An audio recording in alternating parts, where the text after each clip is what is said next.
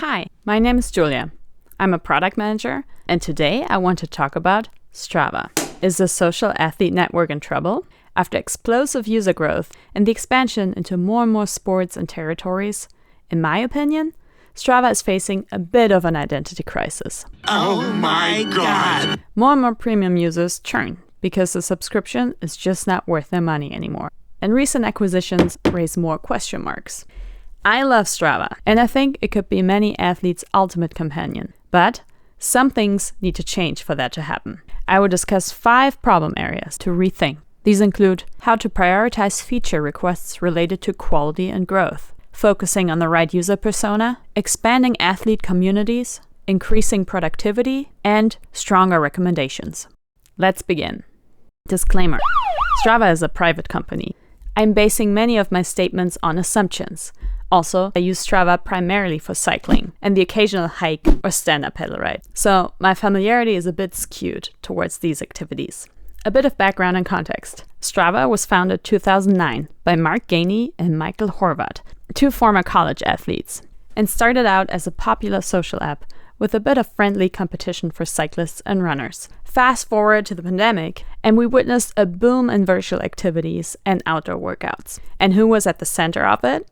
Strava. 50% of today's 100 million users joined in just 2 years. And it's not just about running or cycling anymore. They now cater to over 50 types of activities, and 750,000 sports clubs are on there. To set the baseline, here's a quick Strava feature overview. Athletes can log their workouts using the app on their phone or a smartwatch, or later import data from a different app or device. Strava records everything from how far you've run to your heart rate, elevation, etc. In my case, I have a Wahoo bike computer connected that also registers power output and temperature. Once you hit save, you can post the activity to your feed, and when your friends see it, they can give you kudos or comment. You can also follow clubs and their activities. For competitive folks, Strava has challenges and real-world map segments where you can see how you stack up against others. A pretty unique and popular feature. One thing I enjoy a lot is seeing friends cycle routes. If there's a route I like, I can save and download it to my bike computer within just a few clicks.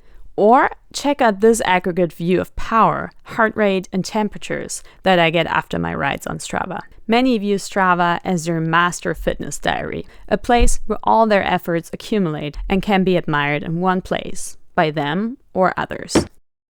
Overall, the app is an interesting combination of community, a source of motivation and inspiration, and a tool for planning and analytics. All right.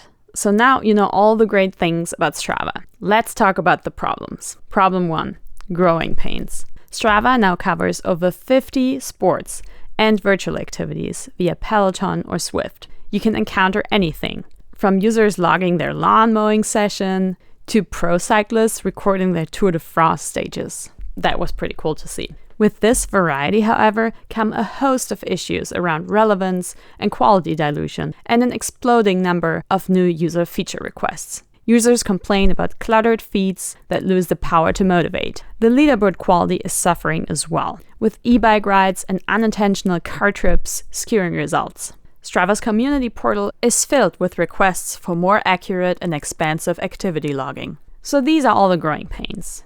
How should they be dealt with? My concern is that Strava's prioritization of features in this area is unclear. You can easily spend all your time fixing these problems and forget about true innovation. Let's take a look at the Kano model, a feature prioritization framework. Many of the requests discussed here fall into the category of mandatory or performance features. This means users aren't impressed if these features are there. They are expecting it.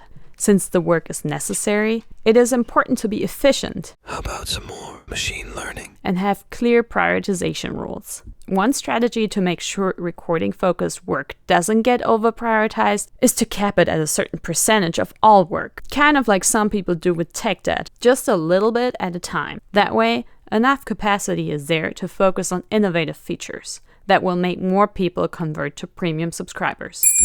Problem 2. Strava is not focused on athletes who are willing to pay extra. In 2022, Strava's co-founder Michael Horvath stated, "We focus on building things athletes love and would pay for. Who are these athletes? And who among them would actually pay? Not all athletes, or active individuals, how Strava calls them now, are the same." Simplifying a lot here, I see 3 different personas or profiles. First, active individuals or streakers are athletes who are consistent exercisers and who diligently log their activities to remain a streak. The second category I call strivers. These are goal-driven athletes, eager to follow training according to a plan that will help them grow. They use route discovery and planning tools to shape their training or seek variety and adventure, and they are interested in training with other people.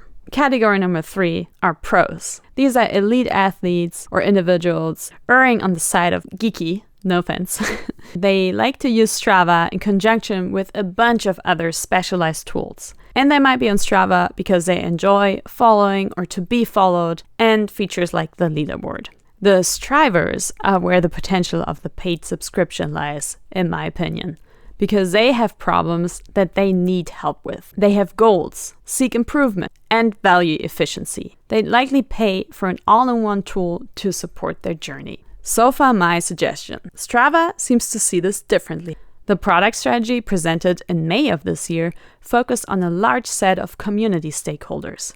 Athletes are mentioned, but there's more talk about wanting to create new tools for creators, brands, community curators, parks, events, and many more. Do they plan to introduce a new subscription where these stakeholders would pay? I don't know. Impact on the existing athlete-centered subscription could be there. There are relevant problems to be solved here. How can Strava better integrate community training with an athlete's goals? Can it recommend events or training partners? Could RSVPs automatically update training calendars? Such features could be really attractive for premium subscribers. Problem 3. Strava is a social network for a stagnant community. Who do you follow? Who follows you? It's people you know already. You stay within your circle. Flybys are interesting, but even if you see someone you would like to connect with, there is no athlete-to-athlete chat on Strava. Here's an App Store review that comments on this topic. I wish it were easier to connect with other people doing my sports in the area. Surprised the social aspect is so focused on existing friends. Also wish it were easier to become aware of in-person competitions, races, clubs, and training opportunities. Finding someone to train with isn't trivial. It's hard to find a match. You have to find someone that starts close enough to where you live at a convenient time at a suitable pace. Meanwhile, Strava has all the data. They know where I'm moving, how fast I'm moving, when I typically go, and what everyone else is doing.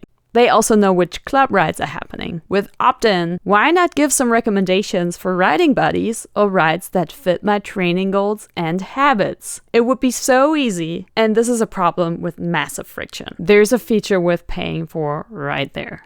Problem 4. Strava is focusing on the wrong game. What do I mean by that? Let's look at it from yet another angle. If we look at apps and their user engagement strategy, we can group them into 3 games that they are playing. 1. Grabbing attention. 2. Doing transactions. And 3. Helping users be productive. Right now, Strava is all about attention, kind of like Instagram or a gaming app. They want you to spend time, share activities, and give thumbs up or kudos. And they are making evident moves to bring even more of that community feel to the platform. What about productivity? I agree that attention is and should be the main game, but especially those strivers who are really goal-focused, it's all about getting things done efficiently. Strava already has a lot of functionality to help athletes on their journey. They have a promising route builder and some pretty interesting analytics. But a lot of things don't work on mobile, essential for athletes on the go. GPX upload? Nope. Route editing? Challenging. Workflows are too complicated and features don't work together. For instance, I cannot connect the routes I plan with the goals I've set or the training plan I'm following, and events I'm planning to attend don't show up on my calendar. There's a great foundation there in the app, but to be an outstanding productivity tool, workflows need to be more seamless and features need to be better connected. And lastly, problem number 5. Strava makes you look for stuff instead of recommending it. Strava is loaded with features, but finding them, that's a workout itself. The inconsistency between its mobile and web versions only adds to the confusion. For our Strivers, it's not just about tracking, it's about guidance. They need actionable insights, suggestions tailored to their goals, and methods to up their game. With the opportunities of AI, machine learning, and Strava's massive data set, what I would love to get is a sense of magic when it comes to route building and recommendations. I'm in the web app here.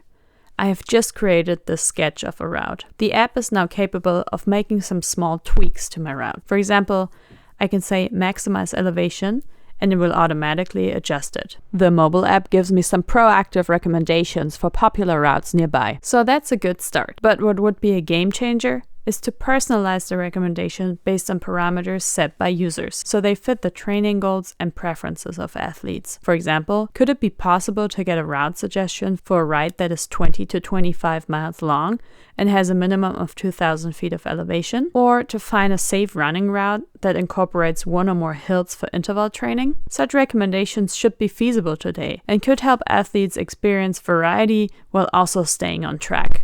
With the rise of smart chat assistants powered by large language models, why not evolve Strava into a smart fitness assistant next to the social platform aspects? Imagine an AI companion in the app that helps interpret your stats, suggests ideal routes and training buddies, and even recommends rides tailored to your regimen. Not only would this revolutionize the user experience, but it's also a feature many would likely pay for.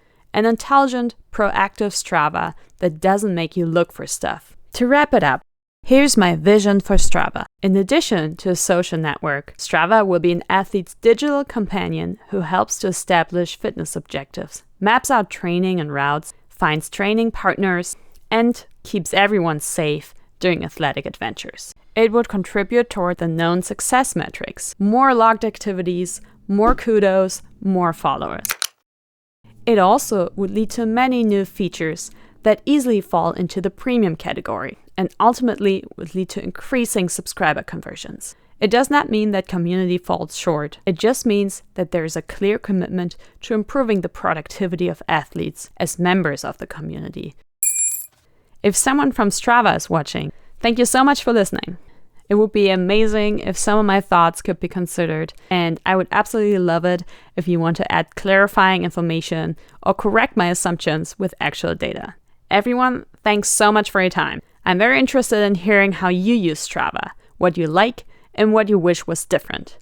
Leave your thoughts below in the comments. I would love to hear your take. And now, goodbye.